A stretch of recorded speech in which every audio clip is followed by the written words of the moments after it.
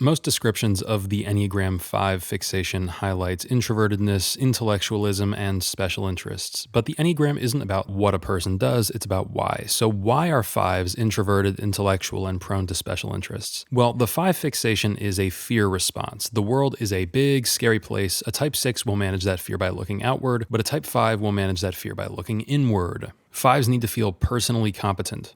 It's not about where is the safe place. It's about how can I make myself a safe place. The stereotypical 5 accomplishes this through intellectualizing. Basically, these 5s will have a theory of everything. During their lives, they've built up an understanding of how the world works. They've built up a personal philosophy of what is. 5s think they know how the world works. They can plug everything neatly into their philosophy. Everything has to make sense, because if it doesn't, then suddenly the world is scary again. So one of the most common 5 stories is about the 5 facing a great mystery, something unexplainable or inherently chaotic, perhaps even divine or supernatural. I don't even know him.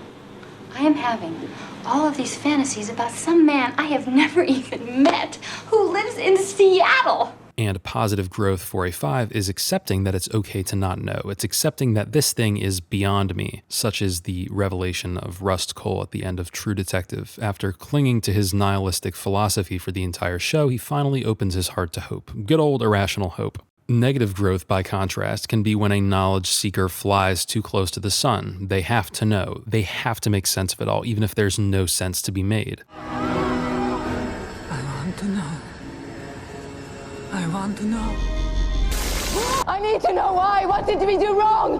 Why do you hate us? But this is what people neglect about 5s. That intellectual stereotype is one of many ways the 5 complex can manifest in a person. Remember, the 5's whole deal is about becoming personally competent to manage the big, scary outside world. Just as common as the intellectual 5 is the gym bro 5, the I studied the blade looking ass 5. I've talked a lot about Hot D in this series, partially because I want the clicks, but also because I love some of the depth these characters were given. I've seen some people a bit upset that Aemond Targaryen, Fire and Blood's ultimate evil badass, was written as having insecurities, but I think the 5 complex really suits him. Aemond is obsessed with his own competence. Don't confuse 5s with 3s. 3s want people to know they're competent, 5s just want to be competent, because deep down they're scared shitless and overwhelmed by the world around them, and competence is how they cope. This isn't to say they don't have an ego around that competence. Walter White doesn't accept help with his cancer treatment because he needs to feel personally able to handle things on his own. Aemond is constantly thinking about how good of a fighter he is. The competence of 5s has this masturbatory dimension to it, like they really get off on how utterly prepared they are. Remember, we develop insecurities around things we didn't have in abundance. The bullied kid who felt weak, incompetent, and alone is going to turn himself into a singular, self-sufficient killing machine. And when 5s are in their element and they've put in all the legwork and they got this, they can become extremely brash and overconfident. Some of the wealthiest people I know are 5s. They like to see that number tick up. It's not that they want to control you or they want you to like them. It's a subconscious security blanket. So we often see different types of hoarding with 5s. Hoarding money, hoarding skill, hoarding knowledge.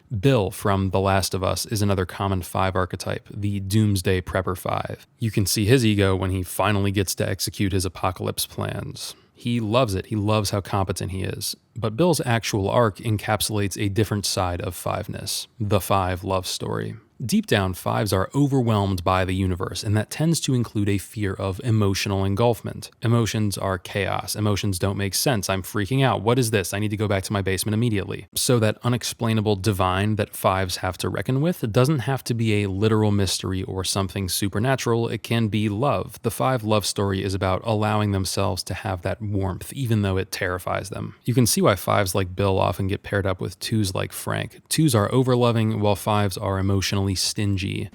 You live in this safe little world where no one challenges you and you're scared shitless to do anything else because Don't tell me about my world. Don't tell me about my world. Avoidant attachment slots nicely into the 5 complex. That's the whole story of Good Will Hunting. He's become this snarky intellectual to compensate for the fact that he's utterly terrified of connection, and in order to grow, he has to take the leap of faith and give intimacy a chance. The clip I played earlier is from this movie called Sleepless in Seattle. It's about a guy whose wife dies, and then he talks about it on a radio show, and this lady hears it, and the entire movie is about them trying to find each other, and they do at the very end, and they only have one scene together, the end. Tom Hanks in this movie is just a regular type, nice, wholesome dude guy, but Meg Ryan's character is way more interesting. She has this whole cynical philosophy around love, yet she inexplicably feels drawn to this man. So she spends the whole movie rationalizing and trying to stay on top of the situation, but of course her final choice is a leap of faith. She abandons all reason and goes to be with dude guy. Another thing, I haven't talked about static characters in this series much because I wanted to emphasize that typing only makes sense when you can identify deep internal problems. Otherwise, it's just a BuzzFeed quiz, right?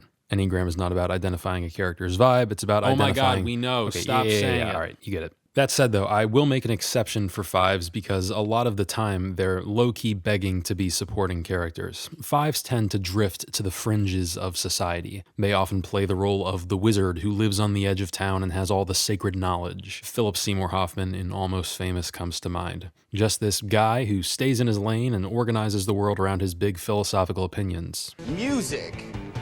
Yeah, true music.